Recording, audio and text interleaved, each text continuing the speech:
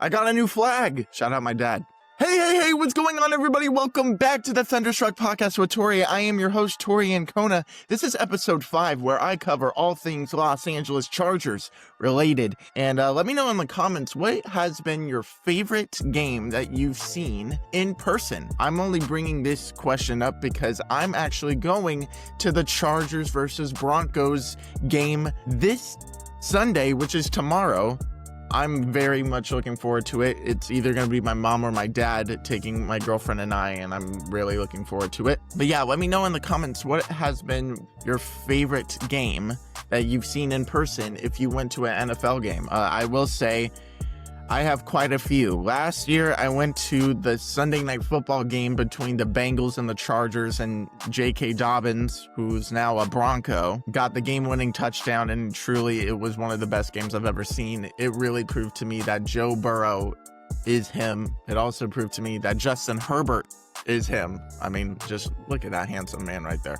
But yeah, I will say the Bengals and the Chargers last year was up there. And back in 2021, I believe it was week 4, I saw the Chargers versus the Cleveland Browns at Sofi. That was a shootout. Herbert versus Baker Mayfield. The final score was in the 40s. I mean, it was everything that you would want. Chargers got the win there. I also really liked the first game I've ever saw, which was actually in San Diego, where I watched the Tennessee Titans and the San Diego Chargers play. And Brandon Flowers got that amazing game-winning pick 6, basically.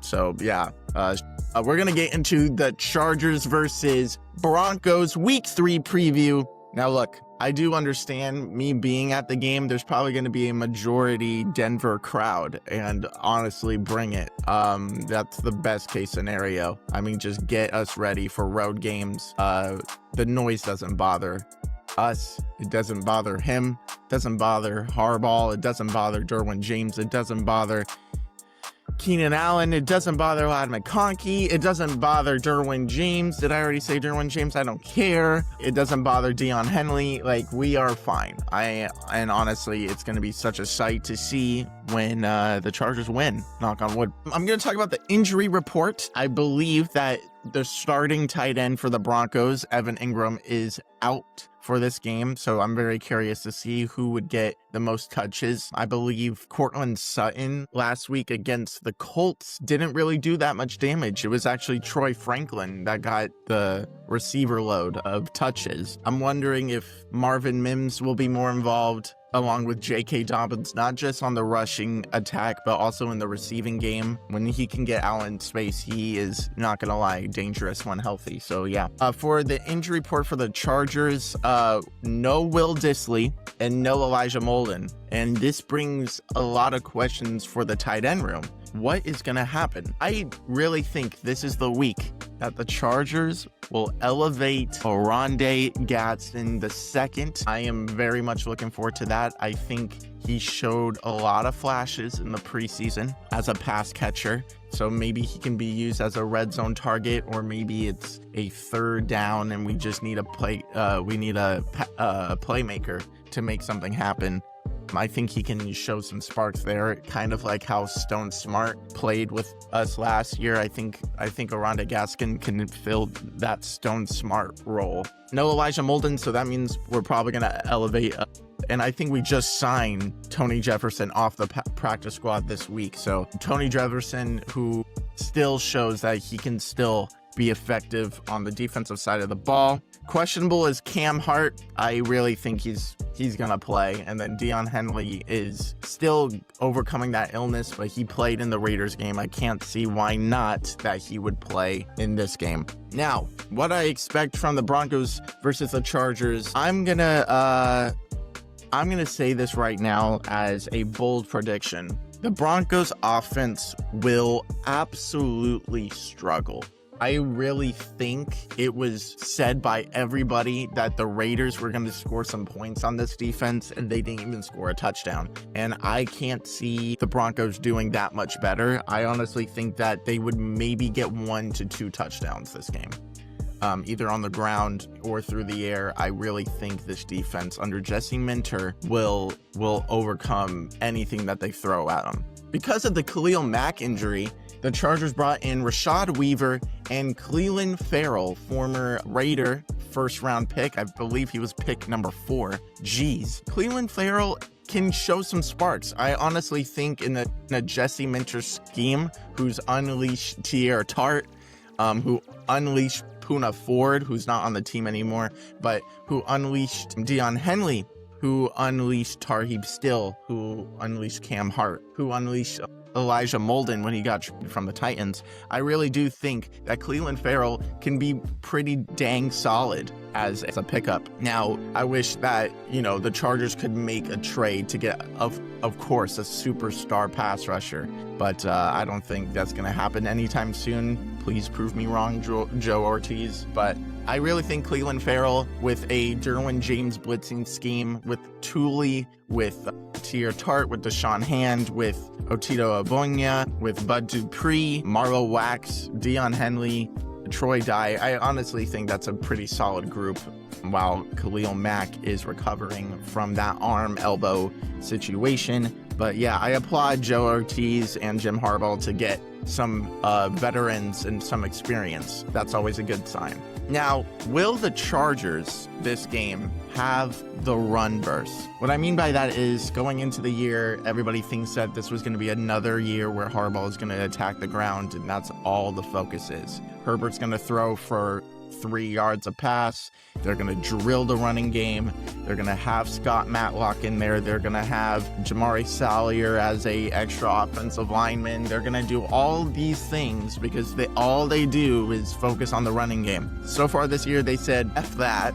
We are not on that anymore, and we're going to throw so much. Justin Herbert, I expect that he's going to throw for over 250 yards, over a touchdown. I think he's at least getting 2 passing touchdowns. However, I will say, I know I said this last week, probably the week before, but the Najee Harris, Amarian Hampton will unleash this week. Why do I think so? I think the Denver running defense stinks. That's not even me being harsh. They allowed 160 plus rushing yards last week to the Colts. So yeah, that's not a good sign for when you have, Najee Harris, who weighs 242 as a running back, and then you have a beast in Amarian Hampton, which just needs a block. I mean, honestly, that's all there is. If they're executing on the run blocking, which has been a little bit of the biggest issue with this offense so far, I think Amarian Hampton will be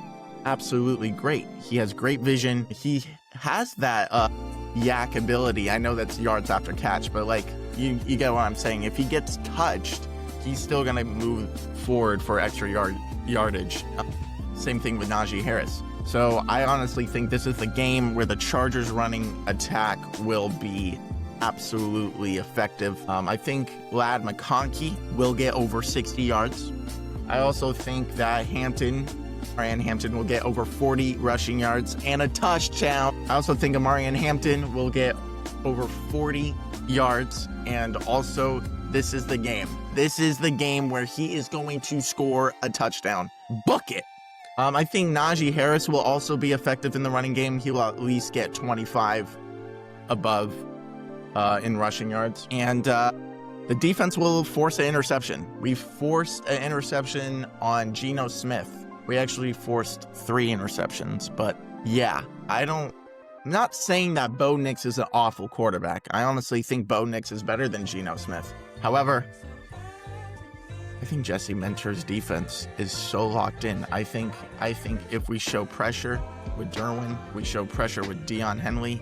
I think if Deion Henley can be that quarterback spy, that will take away the opportunities for Bo Nix to run, because I know he is a threat on the ground. Troy Dye blitzing as well. Maybe some corner blitz with Tarheeb still in there. But I think under pressure, that's all we need to force a turnover. And I think the turnover that will happen is that Derwin James is going to get an interception. I'm calling it. I have a feeling that's not going to be good. No, but anyway, I think Derwin James is low-key going to get that interception. Something is just telling me. think it might be like a tipped ball situation where Thule gets his hand on it and then it falls into the lap of Derwin James, or Derwin James in the red zone completely reads Bo Nix and gets the interception.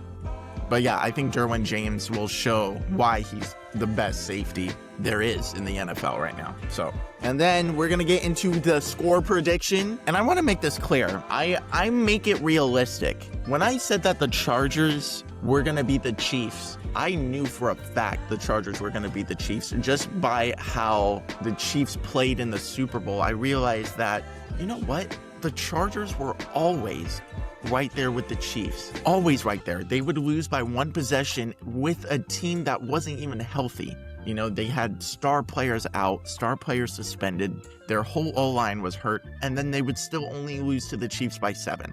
They always were right there. And I think divisional games can be close, but I really do think that me picking the Chargers to win for the last 3 weeks is coming from a place that I know you might think it's biased, but I have the facts to back it up. When I said that the Chargers beat the Chiefs, I told you what was going to happen. I told you that Justin Herbert will throw over 200 yards. I told you that Keenan Allen was going to score a touchdown. I told you that we were going to win in Brazil. And then the next week, still people looked at that Chargers-Chiefs game and they thought that the Raiders were going to beat us. So, you know what? I had to just wake up and be like, you know what? Time to show them reality. That the Chargers are a massive AFC threat. Forget the AFC, actually. They're a world threat to the NFL. Book it. With that being said, for the Chargers versus Broncos, my score prediction, 27-17. Chargers win. I think Cameron Dicker gets 2 field goals. I think Herbert throws a touchdown to Tyler Conklin. You hear me? Tyler Conklin's getting in the end zone. Got a feeling. I think Amarian Hampton gets in the end zone as well. Now, who do you think I think is going to score, right? Could be Ladd McConkey. You know, he's yet to even have his first touchdown of the year. Could be Keenan Allen for the 3rd consecutive week with a touchdown. That would be awesome. It could be also Quentin Johnston, who would also achieve that, for the third consecutive week with him getting a touchdown. But I don't think that. I mean, if they get a touchdown, I'm totally happy with that. But I got a feeling that Trey Harris, who has only 3 catches so far in his career, will get in the end zone. Just saying.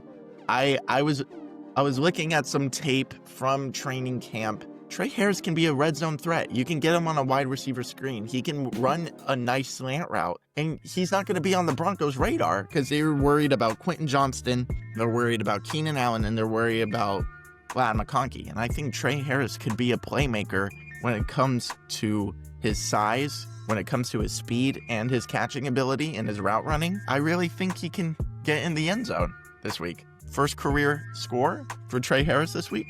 Am I going to book it? Yes, I am. Book it. Why not? What I would love is that the Chargers just absolutely blow out the Broncos. However, I don't think that's realistic, but I'm just saying. I'm just putting that out in the universe if you want to make that happen. And yeah, I'm really looking forward to seeing the Orange Crush leave the stadium after the Chargers win. I'm knocking on wood. I really would like to see that. And yeah. That was my least favorite AFC West team, actually, when I became a Chargers fan, because I couldn't stand Peyton Manning's big forehead always beating us. And now, here we are. And the Kansas City Chiefs is actually my least favorite AFC West team. So, I guess that's a win for the Broncos. I like the Broncos more than the Chiefs. That's so... Me saying I like the Broncos, I'm not going to actually ever say that again. But anyway, I am so excited to go tomorrow. Probably going to sleep like a kid on Christmas Eve. So that means I'm not sleeping at all. And I'm very much looking forward to. Also, what I noticed in other years with the NFL, week 3 is when we find out who is going to be performing at the Super Bowl. And there's this heavy rumor that it's going to be Taylor Swift. It's this heavy rumor that it's going to be, maybe like Jay-Z, or I would like them all. But I also talked about this in about like 2 episodes ago. But I didn't mention Adele. I think Adele could do it. So I'm very much looking forward to seeing that announcement tomorrow. So be be on the lookout for that, because usually it's week 3. I mean, last year, Kendrick Lamar announced on week 1. So, I don't know if it's for sure going to happen tomorrow. I just know majority of the time they usually do it on week 3. So keep on the lookout for that. I'm looking forward to it. I love music, and I also love football. Can't you tell? That will wrap up this episode. Make sure you subscribe. Make sure you like. Check me out on all of my socials. Link in the bio. And bolt up, bolt gang or don't bang, and have a great rest of your day. Peace.